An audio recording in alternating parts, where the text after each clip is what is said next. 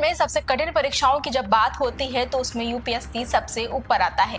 वहीं यूपीएससी पास करने वाले कुछ छात्रों का नाम इतिहास के पन्नों में दर्ज हो जाता है। वहीं परीक्षा के दौरान कुछ जोड़ियां भी बनती हैं जो आगे चलकर एक दूसरे के साथ शादी के बंधन में बन जाती हैं।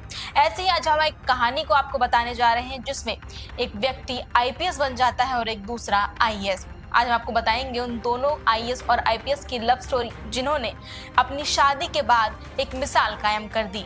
कौन है वो दोनों, चलिए आपको बताते हैं। जिस आईएएस और आईपीएस की बात करने वाले हैं उनका नाम है युवराज और मोनिका। युवराज और मोनिका की जोड़ी उस वक्त चर्चाओं में आई थी जब दोनों एक साथ शादी करने का फैसला किया था। बिना किसी तामझाम के कपल ने मात्र 2000 रुपए में शादी कर ली थी। सिर्फ इतने ही रुपए में एक आईएएस और आईपीएस की शादी ने लोगों का ध्यान अपनी ओर खींच लिया था।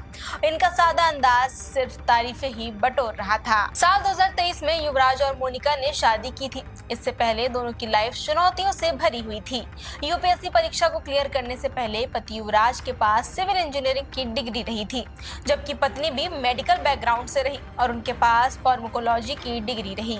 दोनों ने 2021 में यूपीएससी परीक्षा को पास किया, लेकिन दोनों की सफलता की कहानी अलग अलग रही। हिंदू विश्वविद्यालय से युवराज मरमन ने सिविल इंजीनियरिंग डिग्री की हासिल की।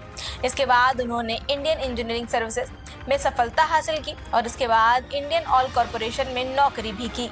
लेकिन जब आप कुछ और करना चाहते हैं तो उसके सामने कई डिग्री भी कम लगती हैं। युवराज को सिविल सर्विसेज एग्जाम देकर पास होना था और कुछ करके दिखाना था।